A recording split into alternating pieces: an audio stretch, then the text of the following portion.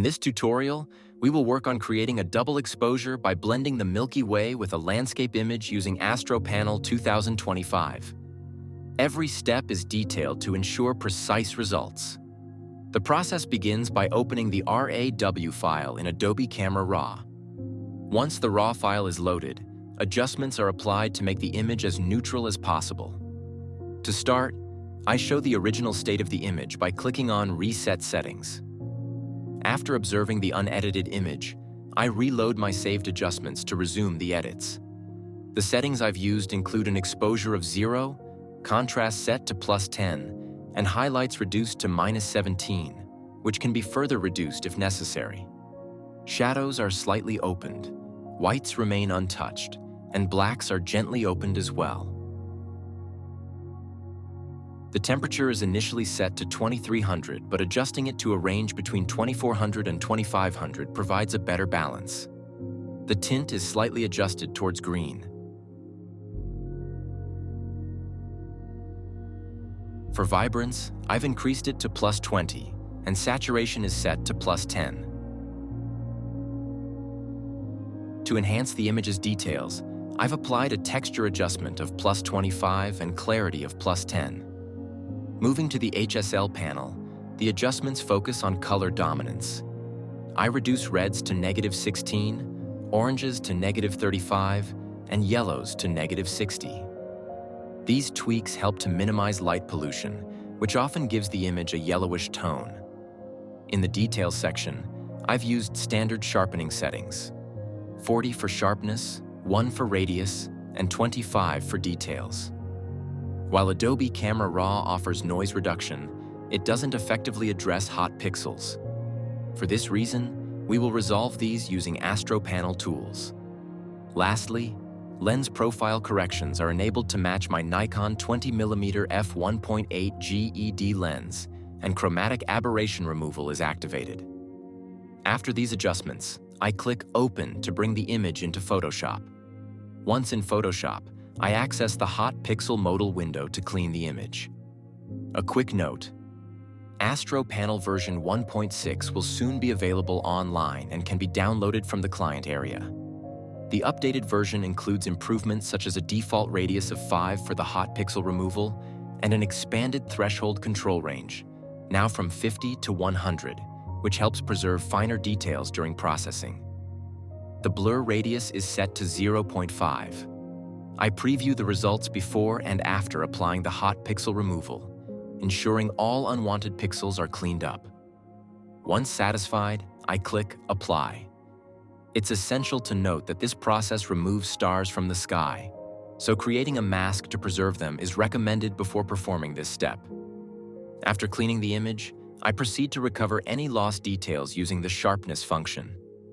Zooming into the image, Alt plus mouse scroll, allows me to inspect the changes in detail.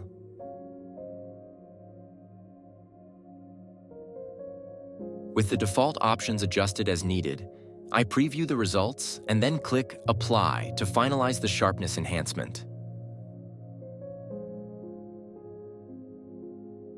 The next step involves replacing the sky with the Milky Way.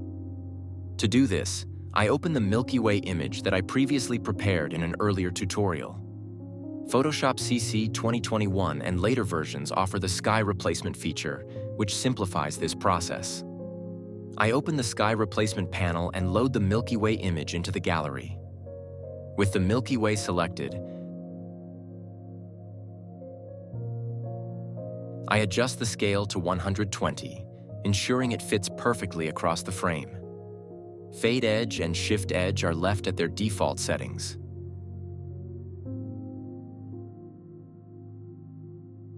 The brightness is slightly increased to make the Milky Way more visible, while the temperature is adjusted to -10 for a cooler tone.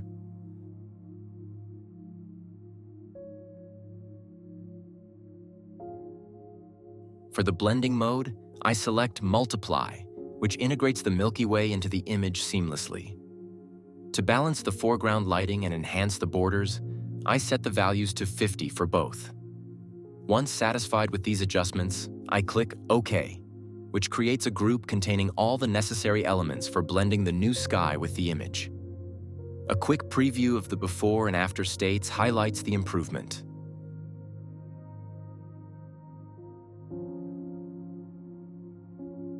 Moving forward, I enhance the image's saturation to give it a more vibrant look.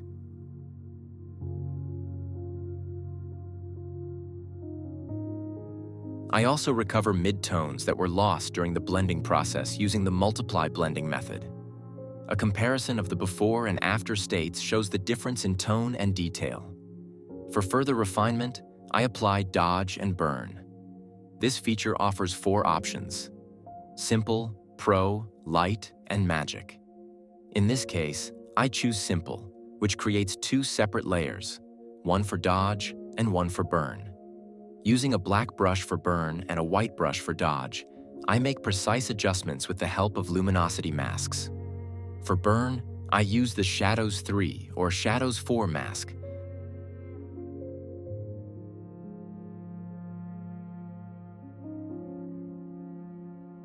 While for dodge, I work with the Highlights 2 mask. The opacity of the brush is reduced to 20% for gradual effects. With the white brush, I brighten specific areas, and with the black brush, I darken others to add depth and a 3-dimensional feel to the image. This step requires careful attention to detail.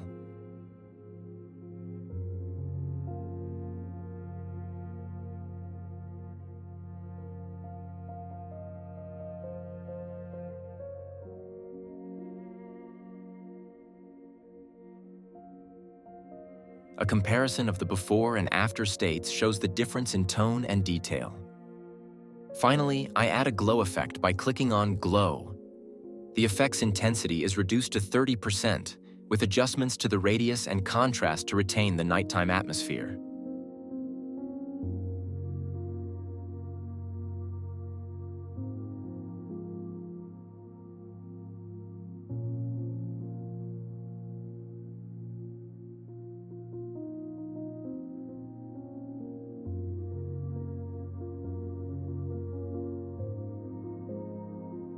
After previewing the result, I slightly increase the overall exposure using the Exposure tool.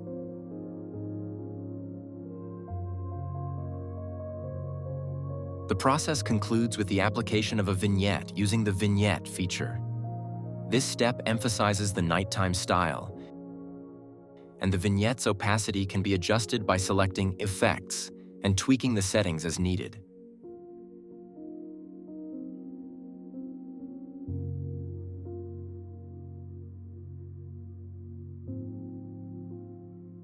After completing all these steps, I review the final result. Comparing the initial image with the finished version reveals the transformation. This concludes the tutorial. If you have any questions or need clarification, feel free to leave a comment. Thank you for watching, and I'll see you in the next video tutorial.